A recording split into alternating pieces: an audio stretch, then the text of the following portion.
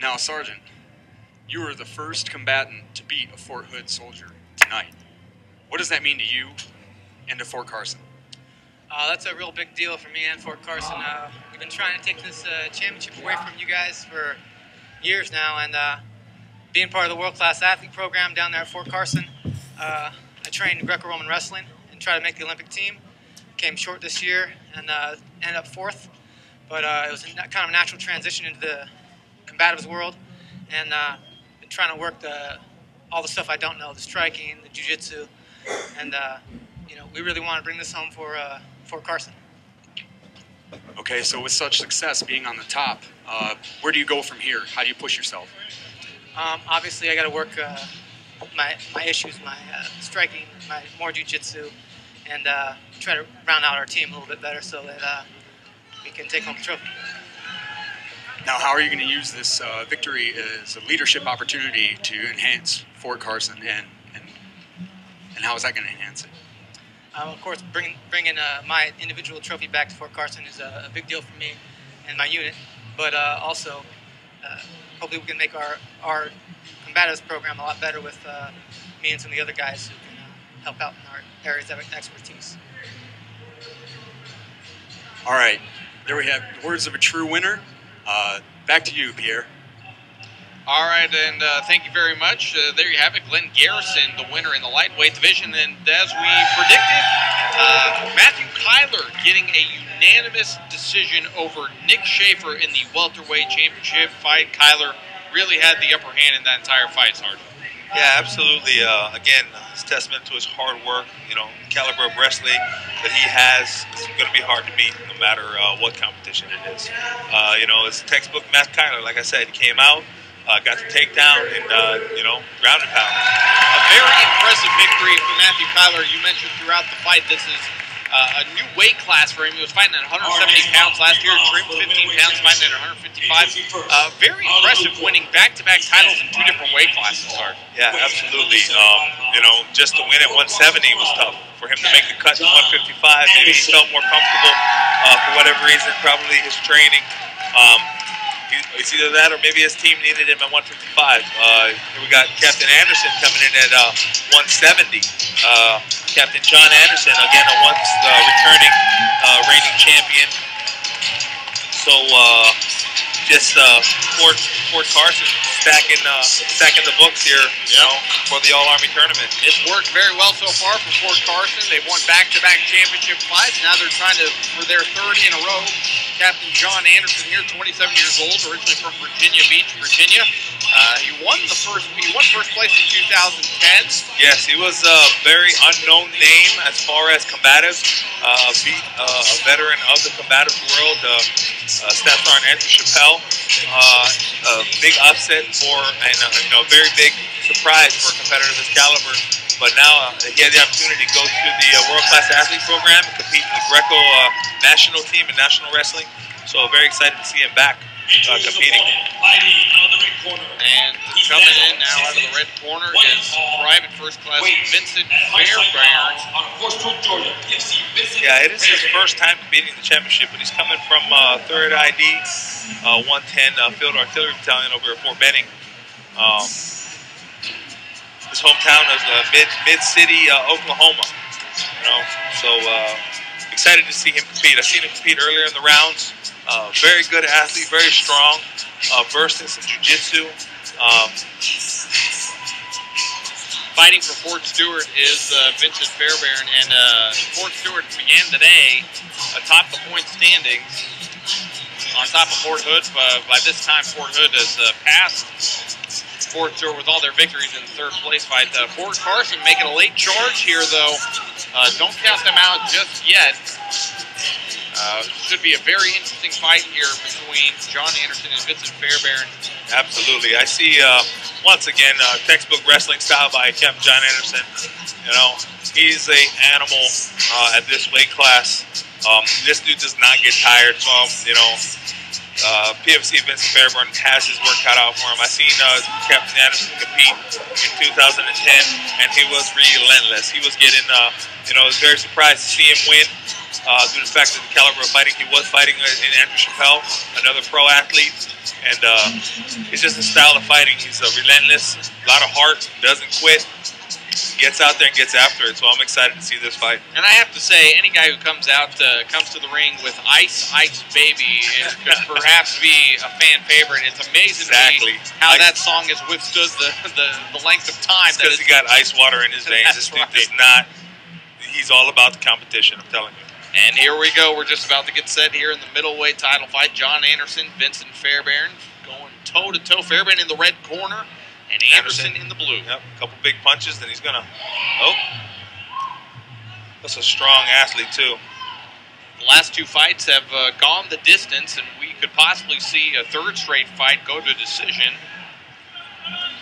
Anderson working the sprawl, getting some good body work in, controlling him, using his uniform to hold position.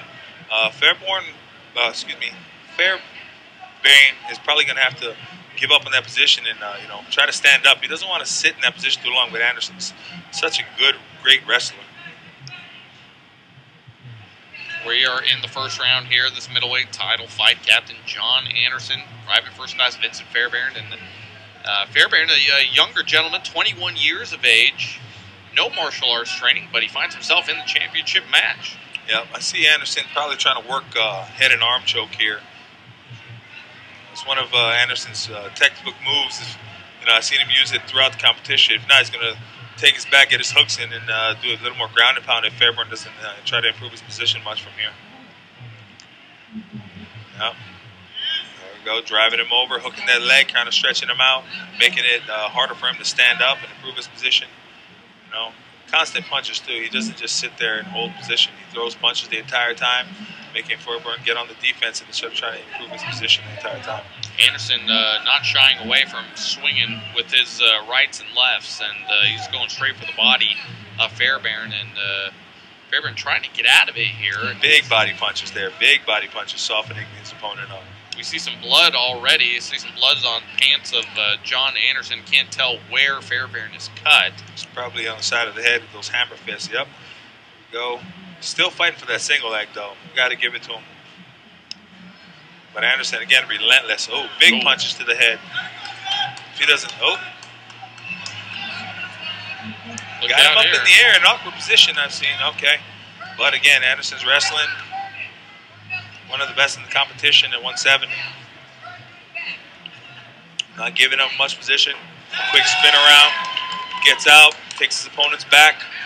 And now he has the mount. Expect big punches here. And you can see why John Anderson won first place back in 2010. He is just work. Absolutely. He doesn't stop. He jumped the arm bar. And he got it. He's tapped out. Very impressive. John Anderson from the get-go, stepping on the gas and not letting off. A very impressive performance there by John Anderson to take the first place trophy. Didn't waste any time. He saw the submission attempt, went for it. Got it. No, he didn't. Very impressive.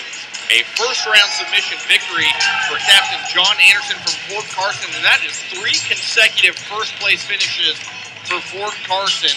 And the points keep pouring in for these guys. Yeah, Carson, again, stacked their team with wrestlers in the lighter weight classes. All these guys obviously wrestle at a higher caliber than a lot of these soldiers out here. The fact that this is their job.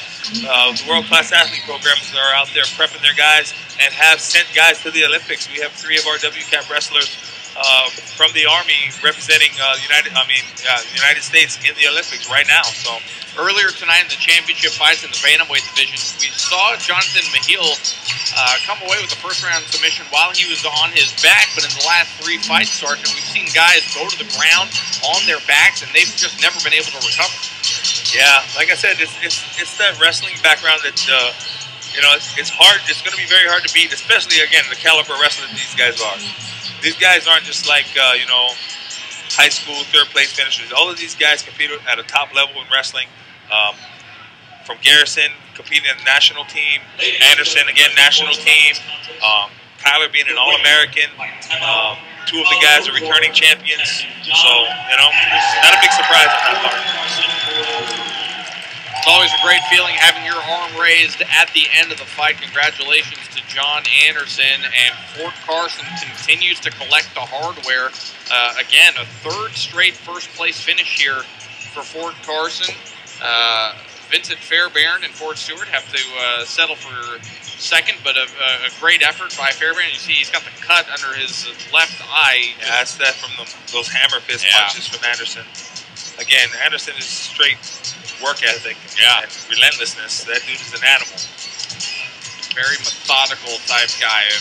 Well-earned. Remind me of a smaller version of myself. Yeah, absolutely. Absolutely. I can't imagine you small at one point, though, I have to admit. You'd be surprised. Okay. All right. I'll take your word for it. I'll take your word for it. So now moving on to the Cruiserweight title fight, we've got First Lieutenant Daniel Midget from the 5th Special Forces Group in the blue corner. He's going to be taking on Staff Sergeant Ashton Richardson from Korea.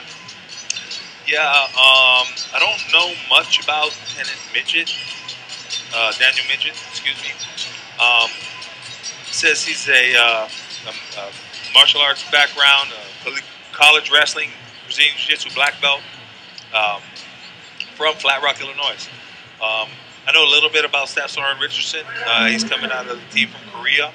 I had the opportunity to train him a little bit while I was on a mobile training team in Korea about a month ago. So very excited to see him compete at this level. I told him all his hard work and would pay off if he just put his mind to it, and he did. And I'm very excited to see him compete for first and second.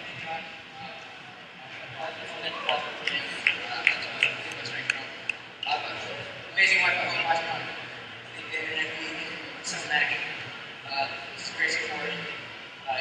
Getting a full cars, full class athlete program, full cars. Just great support and using minimal resources, getting after training, all the way back on programming over training membership. Hard work pays off. Chris here. And there you have it, John Anderson. Like you mentioned, Sergeant, a hard worker, and he said it in his acceptance speech there. Hard work pays off. Absolutely.